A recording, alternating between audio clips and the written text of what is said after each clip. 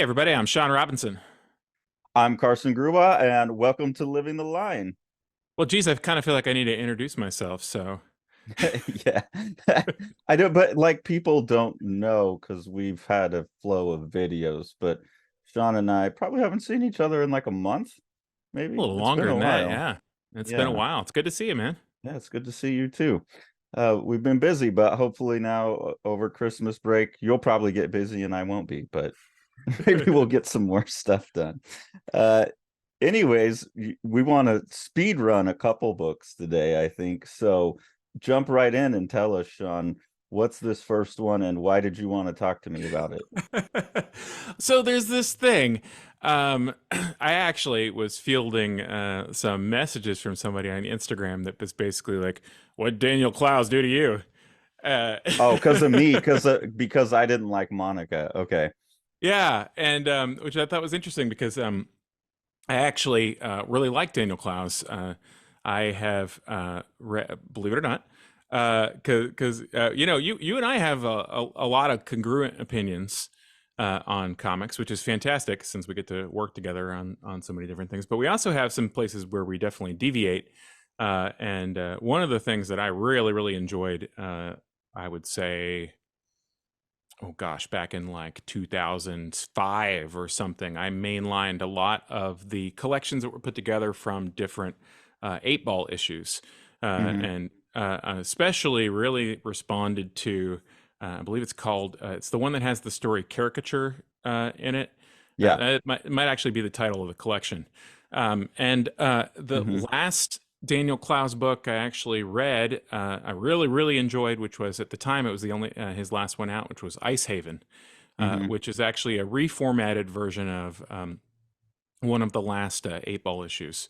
And he essentially reformatted it, and it was released as a miniature hardback. And I have not picked up anything else that he had done since then. Um, those are my two favorites. I like Ghost World some.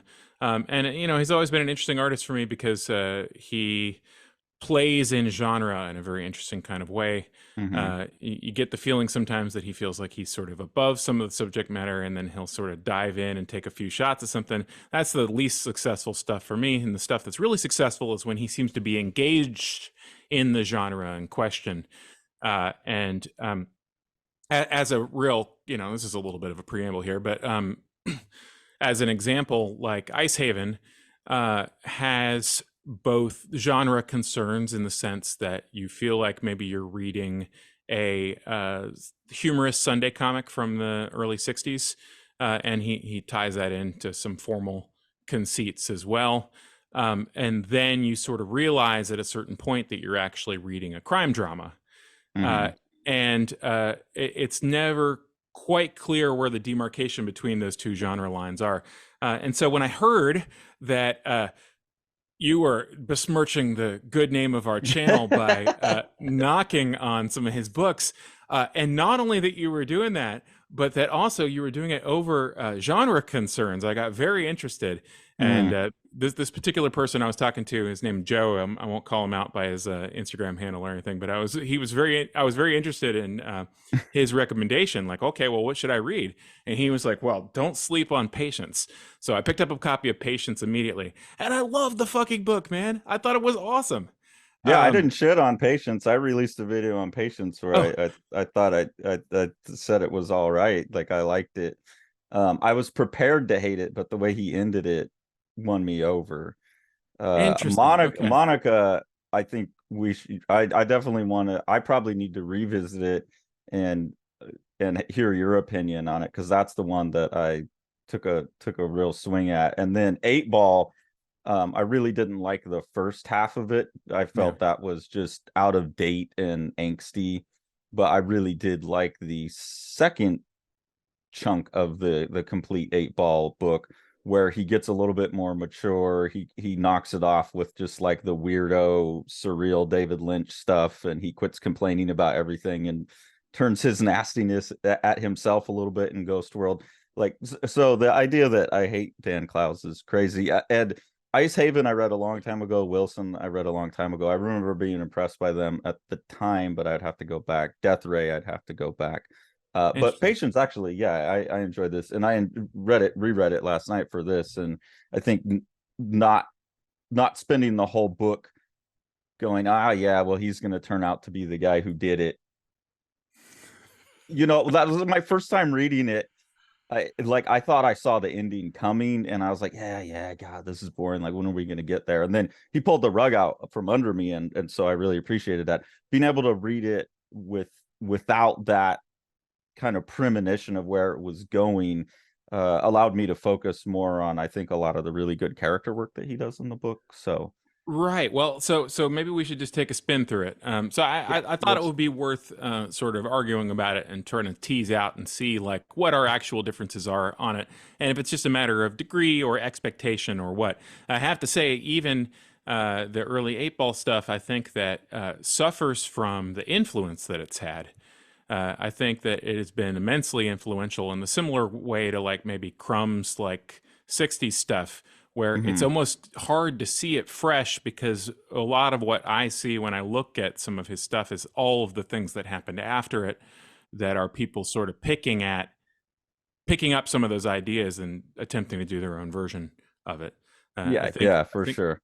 Yeah, so I think probably we're not going to argue much about this book, because I I do agree that a lot of that early stuff you have to respect for what he did, but I'm also like, that's always a hard position for me to occupy totally. I can go, yeah, it was good for the time, but like in retrospect, it's not that great, which is mm, how I felt about some of that. And really, I felt like just the opinion of him that people rightfully have tainted their view of a subpar book in Monica. That's the one mm, you'll have to read, and we'll have to argue about it. okay.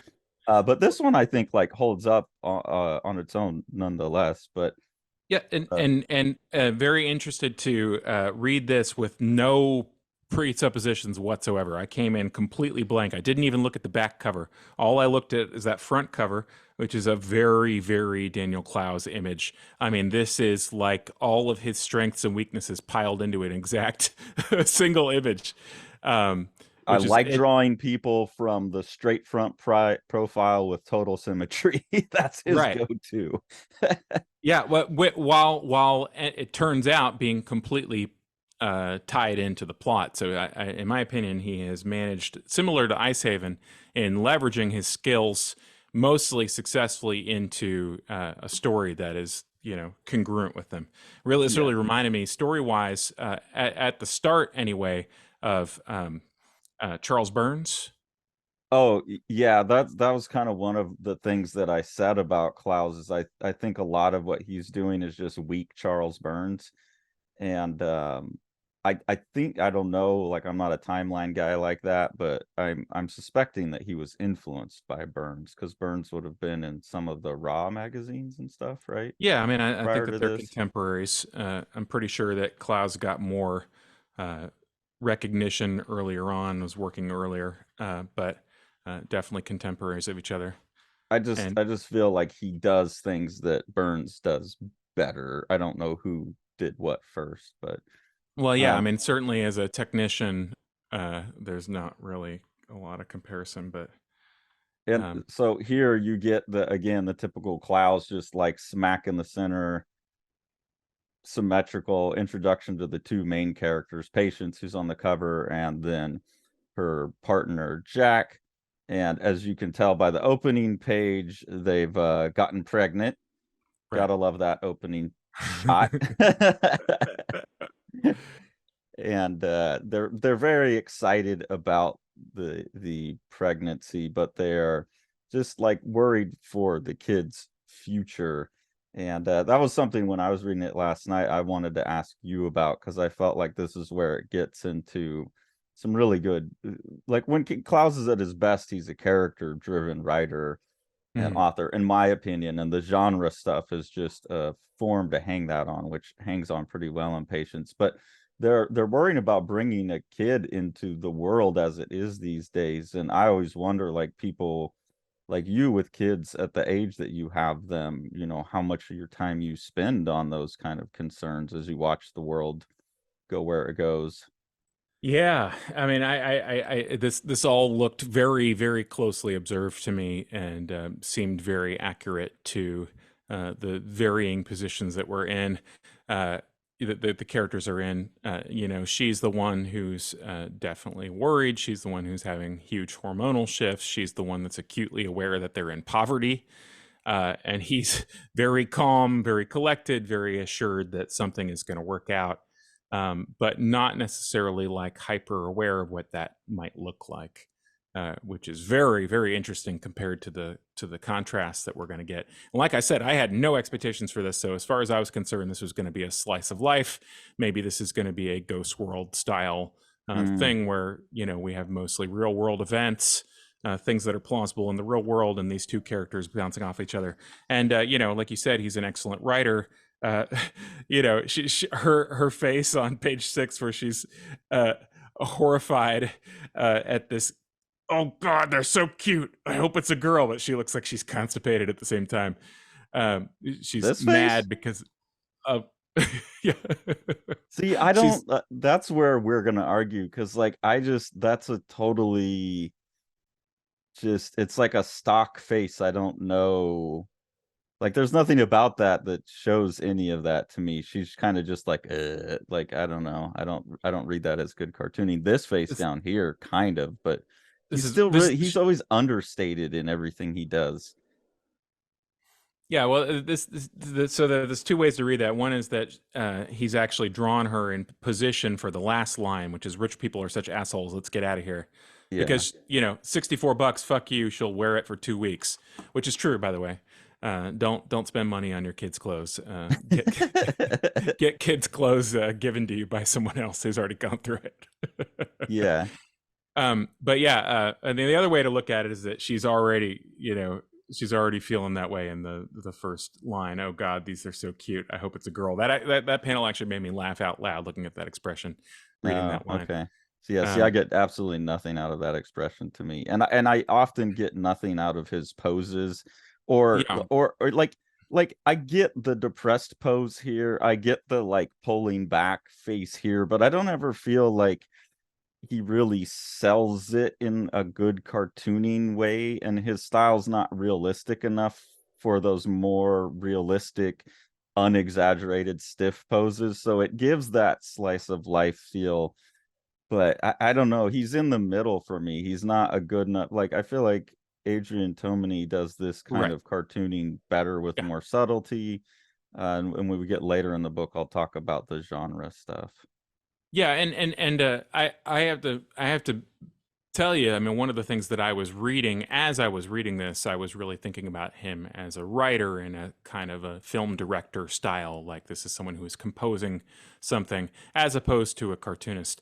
I think that I have been a little maybe less critical about some of the weaknesses in people's cartooning as I'm going back into the discipline myself and reminding myself of how many weaknesses I personally have, and that I'm hoping other people will forgive me for.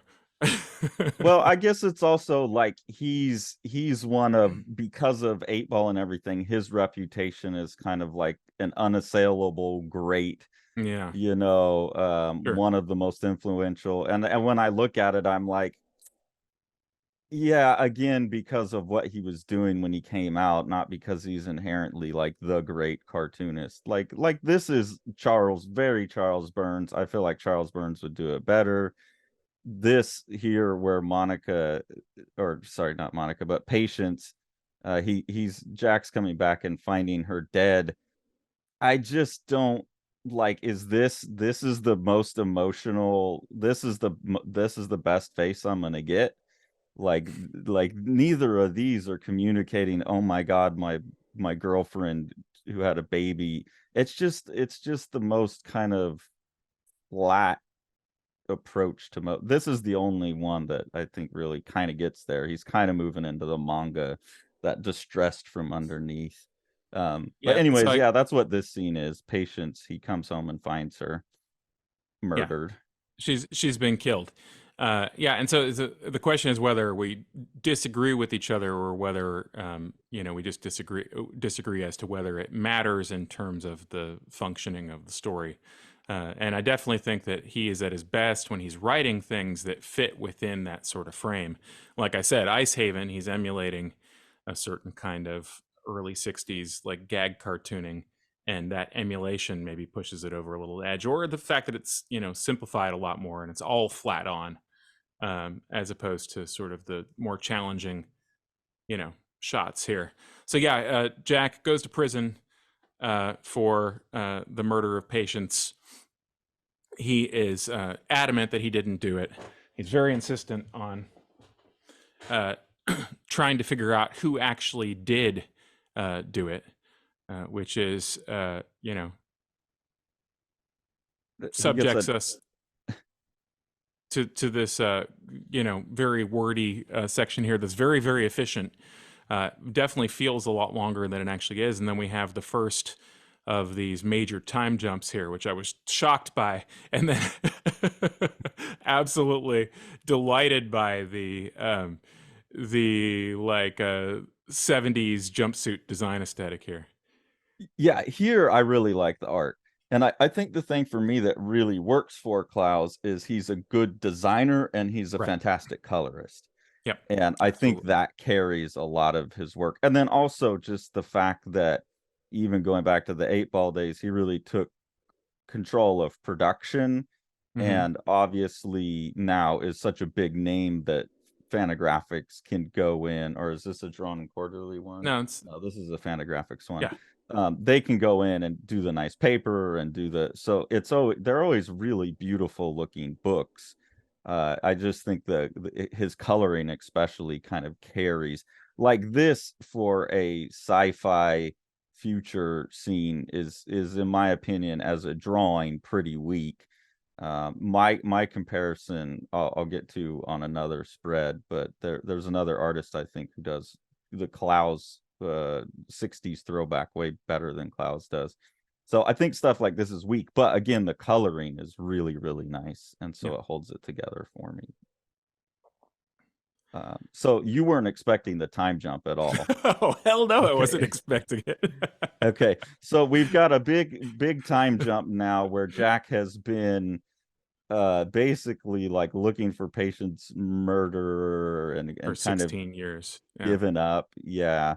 There's some really like strange fun things in this world, like where people start having their skin colorized in different colors and all kinds of cool stuff like that. But eventually he gets led to a fellow who's got a time machine, and he's going to go back in time to try and solve the mystery. You're also getting what I assume is a president or a presidential candidate. They don't Right. ever make it A totally clear, political but figure. Yeah. yeah, Who Billy. has religious overtones to his proclamations, Yeah. and And he's is tied clearly up in this. cultivating a relationship with the disaffected, but seems to sort of hold himself on a higher plane. Yeah. And he's kind of running in the background, but you get the sense that he's important. So, anyways, Jack travels back in time, and he's gonna try and figure out who this character Andy is, who he suspects has murdered patients. And he's gonna hide in the background of her life long enough to figure out who Andy is, and then just leave her alone and ride out the years until he can intervene and stop Andy, basically, or Right. murder Andy once he's out of Patient's life, but make sure he'll never come back to hurt her. So I think that this is where he uses the genre to very, very good effect, because he's able to wrap in some character driven elements that really actually made me and Tori have a conversation last night where I started weeping Mm. because what's happening here in this scene is he's watching patients get sexually assaulted by this band of guys out in the woods. And I was thinking, oh my God, like, what do you do as a partner in that situation? Like, if I went back in time Right. and I could stop something awful from happening to Tori, but then that means we might never meet. Like, the emotional state you'd be in there would be awful. And so I asked her, I said, if you could go back and like stop like the worst thing in my life, but it meant we wouldn't meet, like, would you do it? And she was like, yeah, I mean, I guess if it like made your life better, like I'd make Yeah. that sacrifice.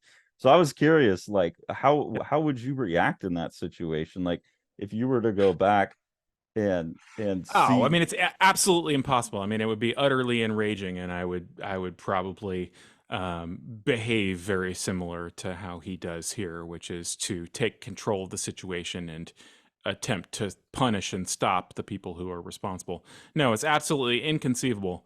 And I found myself getting enraged as I was reading it. It's incredibly effective writing, and Yeah. yeah, I mean, I think you're right. It's a lot. Some of it, especially the most effective character stuff, might be despite some of the flaws in the cartooning.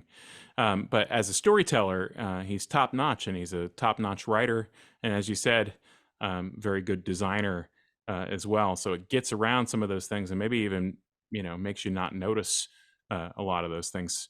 But yeah, other weird things that was happening as I was reading this is that I wrote a story that is very, very similar to this when I was Yeah. 19 years old, that involved a character who could shift back and forth in time, and being involved with a relationship with someone that is extended through time because of that, and attempting to avoid things that are happening because of that. And so I it was I know it's not an uncommon, an uncommon way to deal with time travel, but having written a fairly personal thing along these same kinds of lines, you know, 25 years ago, this was sort of shockingly top of mind as I was reading it. So you felt that like personal connection too, like, oh, there's Oh how yeah, you do that thing like really well. oh yeah, and he's in an impossible situation. I think the decision to make him older is actually very effective as well, because it it makes the distance make a little bit more sense too, where Hmm. young patience is navigating these things without the benefit of age and wisdom. She's aged and is wiser than these people who she used to know back in high school or whatever, but she's still the same age as all of them, whereas he's coming into the situation and seeing basically like a kid being attacked. um, But a kid who he loves and right, like still he feels the same love for her that he feels for his partners and old like when right, she was older and she kind of has hiding this aspect of her life from him. right. Also, he's had like 12 years to sit around pining for her before he goes back in time. So that all to me is really, really well handled. And here we're introduced to this other character, Adam, who becomes like a prime suspect in Hmm. Jack's mind just because he kind of fits the bill and his name sounds a bit like Andy. Right. But like this kind of image that he does, these big long ones, I think when he can make a really nice, powerful image. I just a lot of it's kind of like Yeah. this, he's busting in to get the guy, and it's like it could Yeah, be go back to like old EC and imagine how they would do this, and it's just more. yeah, and we'll spare you guys picking that apart. Either of us could do that, but I don't think it's really would be constructive at this point, because either that bothers you or you don't notice it. Right? Well, I and mean, but I do want to point out that when I was reading Patience and when I did the review on Patience, it was this spread here that I hadn't paid attention to it at all. I was like, oh, this is cool. I'm enjoying this story, except I think I know where it's going. Then I hit this and I thought, oh, if Mike Allred did this, it would be 10 sure, times cooler than this. sure. And they are harkening back to the same time. They Hmm. kind of have the same approach with the big, thick, kind of juicy, like it looks like a sticker cutout type of character. But Right. when you get to these genre sci-fi superhero trippy sequences, that's where I really thought, huh, Clowes isn't, he really has to stay in this lane or else his Hmm. weaknesses become really apparent. And that was my one criticism of Yeah. this. And it was really hard not to, on a reread, kind of map that onto any of the Right. more intense sequences. No, that makes sense. Yeah, no, it's kind of I would say like Wally Wood crossed with skateboard sticker culture as a Yeah. aesthetic. just without the chops of Bollywood. Right. Well, yeah, that's what I'm getting at. Yeah. But yeah, Anyways, story wise, I think this also takes a good turn where Patience now becomes aware that the old man that she's seen around is this guy named Jack, right. before she's met him. And so you start to think that, like, holy crap, this is going to mess everything up, because now when she meets him, like, why would she ever be with him? That would freak her out. But I think this is where the book starts to get interesting, because he starts taking turns from there against your expectations. Yeah, I like this spread right here. And a nice contrast with the sort of freak out scene from the previous part.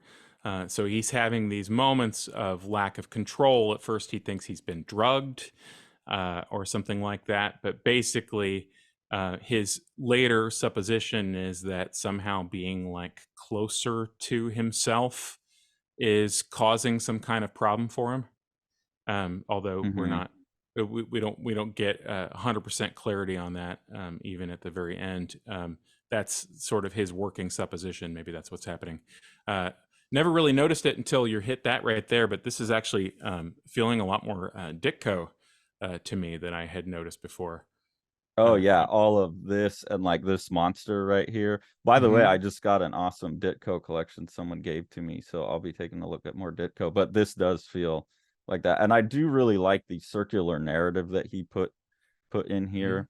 And also, you're talking about him getting closer to himself. We're now jumped back in time even further to 1985, and so he's kind of like when they would have both been children now, and he's operating in 1985. Right. And we get some, again, some pretty weird trippy sequences. Yeah. This is the pretty horrifying one right here. And it's just basically like if you imagine like the worst acid freak out ever, but happening within the span of 30 seconds or something like that.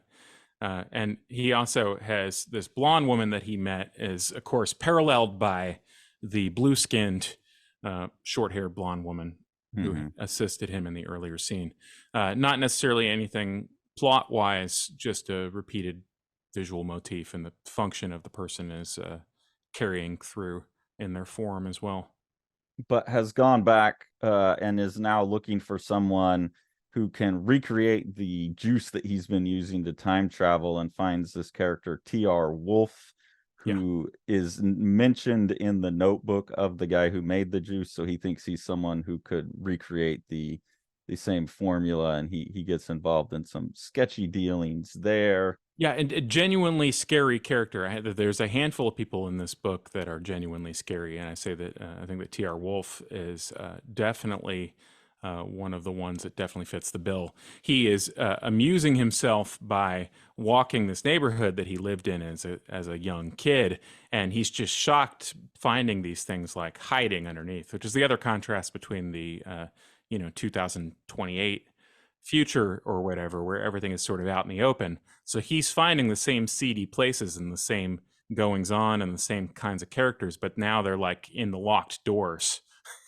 Mm-hmm. And I thought this was the other moment of like really, really interesting reflection on life, is that yeah, there's like the where I grew up, there was all kinds of stuff like this going on. I'm sure I just had no idea because I was a kid, and going back and seeing it as an adult, and even knowing what to look for, like, oh yeah, that place has some shenanigans. As a kid, you wouldn't have thought about it.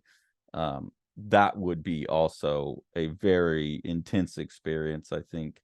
If you've ever gone back to your hometown as an adult, maybe you have got it. Yeah. But to go back to the actual years that was happening would be intense. Like, oh man, while I was rolling around playing marbles, these guys were Right. like assaulting people and Yeah. all that. So we missed another real quick, very touching, genuinely touching moment is him taking a few minutes to play with himself in the yard. He finds a little kid who is him in the Yeah. yard, and they toss it around a little bit, and he gives him some advice about how to throw, and then he leaves, having comforted himself that he didn't die, nobody exploded, he got close to himself, and nothing happened. Would you interact with your younger self? Hell no, Hell no. Me hell neither. no. And then he goes and he's going to kill young Adam, but can't bring himself to do it. And And I lies think, about, yeah, lies about it too. Which is a nice narrative tension too, where the writing is telling you that it's not like not like I couldn't do it. It's not like I chickened out. But clearly from the images, that's exactly what happened. He just can't do it. He can't kill. He can't kill a little kid. well, I took it in the writing is like, um, that he could, because he's like pretty adamant. I could do it, but like something moved me against my control. So I took it as like fate was just pushing him that he can't kill the kid because you can't rewrite history. Like he's basically in a loop that's already happened, and he's I don't get the feeling that he really has any agency in this anymore. Like he thinks he's making choices. He thinks I could kill the kid, and I believe him, but it's just like he got moved like Hmm. this guy exists in the timeline. You can't get rid of him. That's how I took it. But yeah, Okay. maybe it is just a moral thing. Um, and they talk about the could you kill Hitler's mom type of question and that thing. And then he gets into some trouble here again with the T.R. Wolf character. But the most interesting thing to me is when we take a jump to 2012 again. And I think really for the first time in the book, Patience starts becoming a Right. narrator. There's a couple other points where she does, but you're really re-seeing their relationship from her view, and you see what she's going and doing behind his back that he wasn't aware of, and how she's engaging with some of these characters from her past, and also learning that like she has figured it out. Like you're seeing that she's had these photos. You're learning that basically the reason they met is because she had his driver's license and kind of sought him out at first just to be like, who is this guy? And then Right. winds up falling in love with him. And you also see that the Adam guy, who's the main suspect, is really an actually upstanding family man now and has changed a lot. So there's no way he could be the suspect, which is like, okay, it's a good thing you didn't kill him, then, right? Yeah. And I think all of that like reveal, the mystery type of reveals were 100% curveballs I didn't see coming. I thought it was pretty obvious that Jack was going to wind up being the murderer in the end. And Clowes just starts throwing curveball after curveball as you move towards that.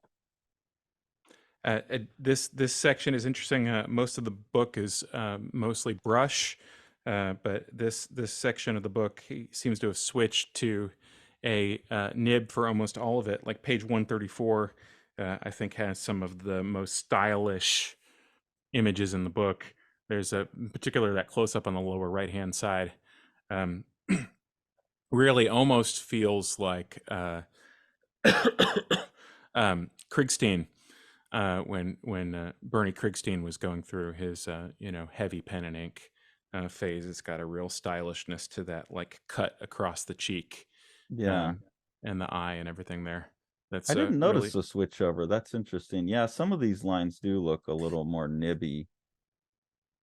I look at hadn't her hair. noticed The that. panel above that is a Like similar this kind. section right here, yeah. Yeah, It's a different. strange. I didn't notice that. I didn't like he does like in Ice Haven, I think it's Ice Haven, and he does that in Monarch as well, where he kind of quote switches styles. I mean, it's still Clouds all throughout, but he'll kind of switch the coloring or a little bit of that rendering technique.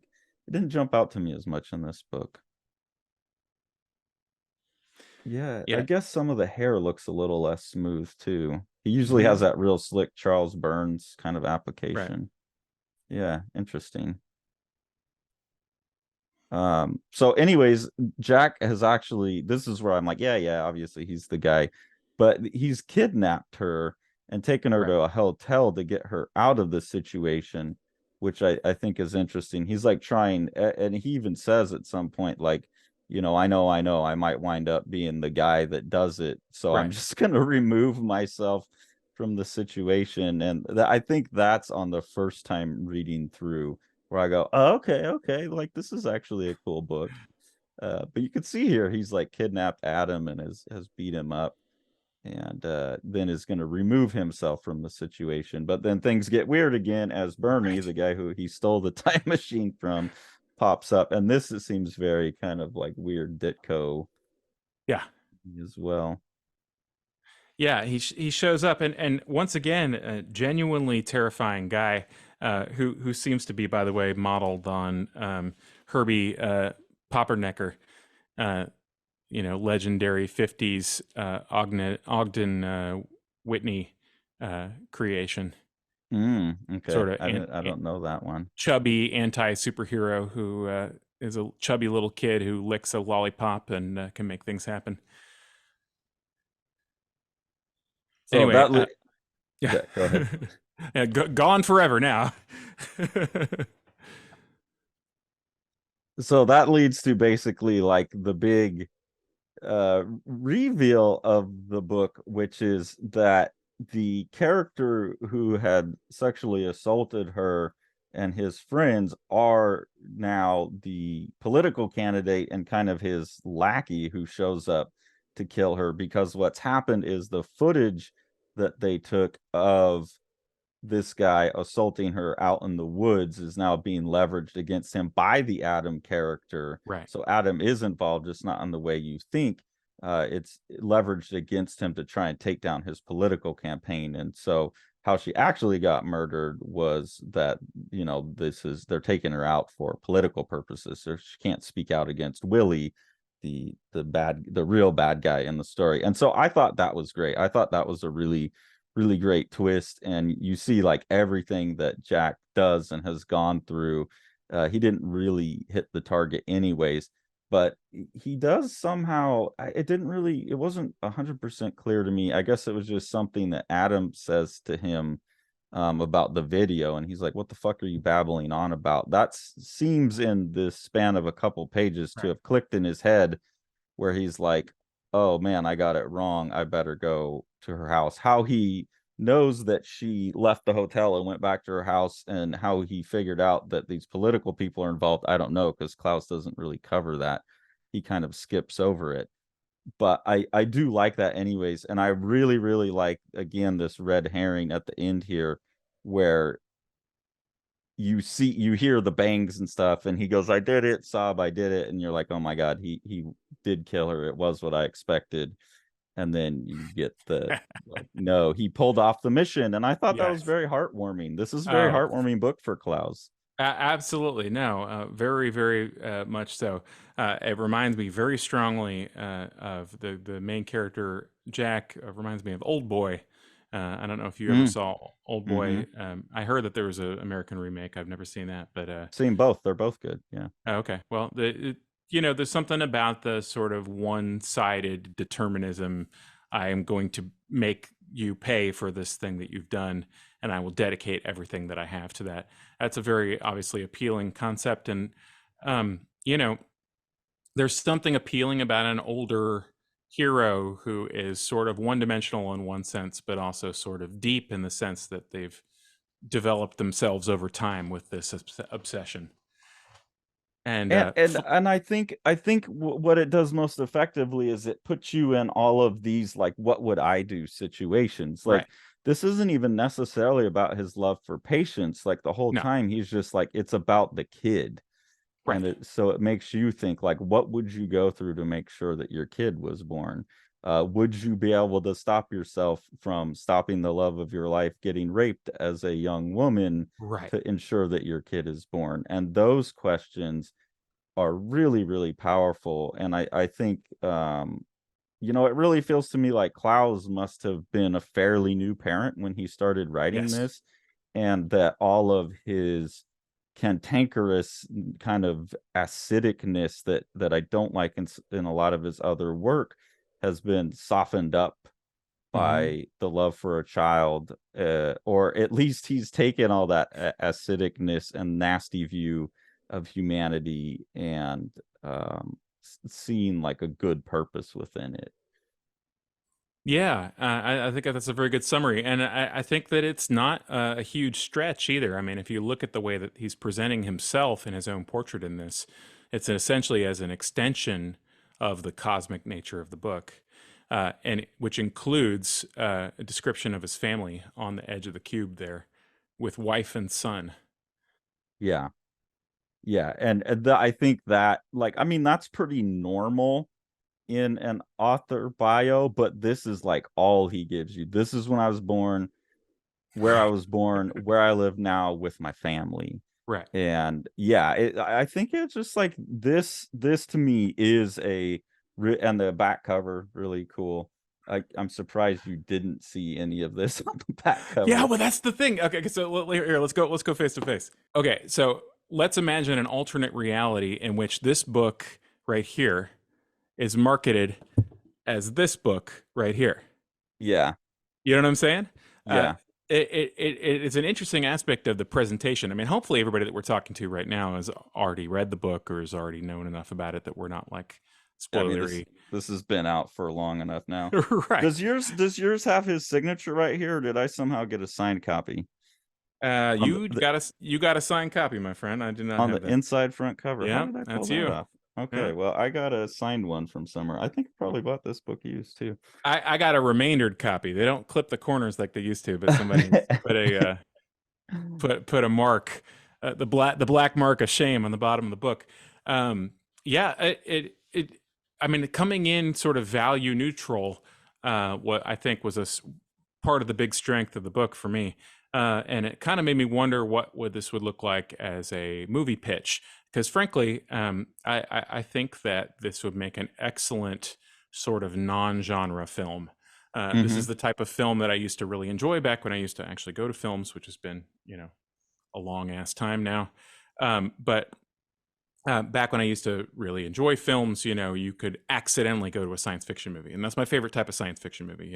Hmm. Where Hmm. you're sitting in the theater watching a genre, or sorry, watching a drama that all of a sudden, what's the name of the Danish remake horror movie where the kid turns out to be like an immortal?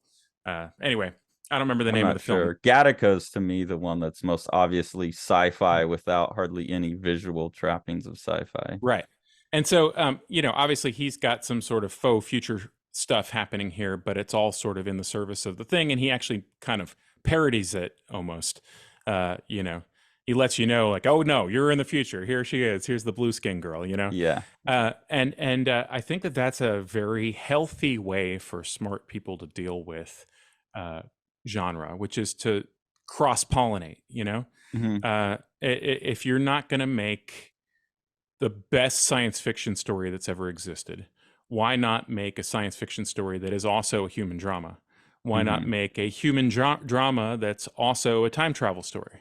You see what I'm saying? Like, I think that this is sort of a way out of the trap of genre, and we're seeing a lot of people who have been successful with that formula, including books about time travel. Eddie Campbell's wife, she was not Eddie Campbell's wife at the time, but is a fantastic writer. You could argue that she is a fantastic science fiction writer, but she's never had her stuff marketed that way. She had a book Hmm. called The Time Traveler's Wife, which was a tremendous uh, uh, tremendous book from an artistic perspective, but also from a sales perspective. And it explicitly tells you in the title it's about time travel, but it was never marketed as a science fiction book, right? It's Interesting. the time traveler's wife. You Yeah, know, yeah. it's an interesting way out of, I think, the trap of genre. And it allowed him to play with something that he obviously has fondness for, but it like has it because that's the other thing to me. Clowes is always just like smack dab in the middle of the irony scene, and like can't let himself just do anything serious. Like he can't let his love for something just be a love for something. He has to know like time travel stories are dumb. Like there's always that.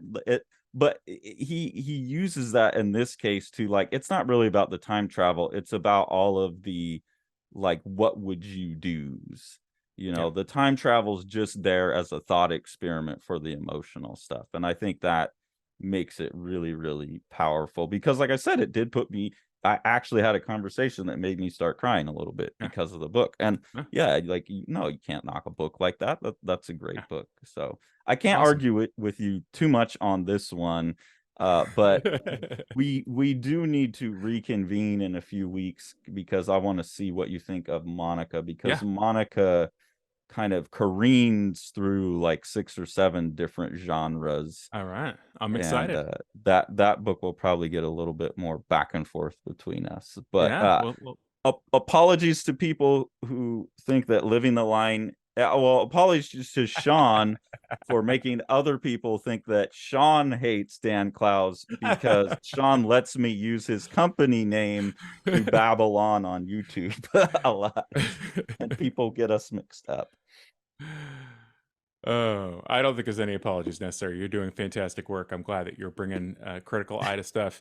I think that I'm glad to have places where there's criticism that can happen. And frankly, I I I don't think that analyzing something and saying you could have done this differently means that somebody should do that Yeah, necessarily. You're not going to tell somebody what to draw. You're suggesting that were you to do something like that, maybe this is another way that you could do it. yeah, I have sort of come to the conclusion that you and I have talked about before, that both of us seem to have a personal defect, that we can just listen to criticism about ourselves and it doesn't particularly affect us unless something is particularly, um, I would I just say, nothing would. intended to harm. Yeah, but then I would just be like, I wouldn't even take it personally. I'd just be, well, Yeah. you're being like, I feel like, honestly, I feel like if we were in the position where we could sit and talk honestly with Dan Clowes, and I could be like openly, calmly, like, yeah, like a guy like Mike Allred would pull that off better. He'd be like, yeah, those pages are really hard for me. Yeah. I think he knows like where Yeah. his limitations are, and Well, he you don't pushes get the against them, skills. as you should. Right. You don't get the Uh, skills that he has without pushing yourself. yeah, And uh, there are many, many, many examples of that, and I think that I think you're absolutely right. It's something that's tough for you, and you persevere. That in itself is admirable. But I wonder if this I have attributed this characteristic that we both seem to have some amount of to both of us having been in art school and having had the critique process. Well, having been a teacher at an art school the past semester, uh, yeah. it that doesn't exist anymore, does it? Critiques. Yeah. Yeah, I mean, it should. It depends how Yeah. you run them. I do critiques in my class still. Yeah. Yeah, absolutely. I And we don't did it. go like I don't go grad school level critique where you Right. just uh lambast someone for an hour, but I don't think that was ever a productive way of doing it anyways. Right. And Yeah. that's never something I experienced, but like Klaus went through art school, or he at Mm. least briefly attended art Sure. school. I anyways, a lot Yeah. of my take on Clowes is me pushing back at like the Emperor's New Clothes kind of The received mentality, that it's like wisdom. he's Yeah. he's he's a master, he's Right. infallible, or just like you said, he's so influential that sometimes it's hard for people to see past that.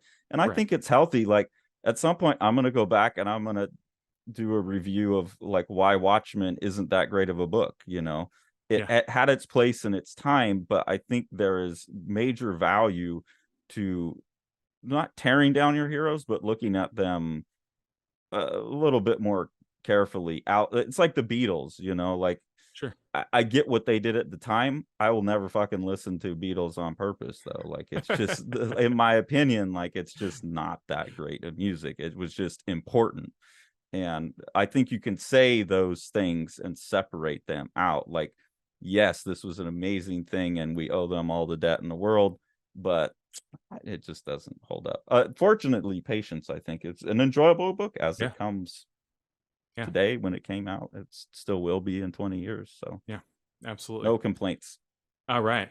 Well, thanks for listening. Thanks for following along. You can direct all of your uh, your ire to clubgrubbug@gmail.com. Yes, thank you for putting that out so clearly. That is my actual email. And P.O. Box.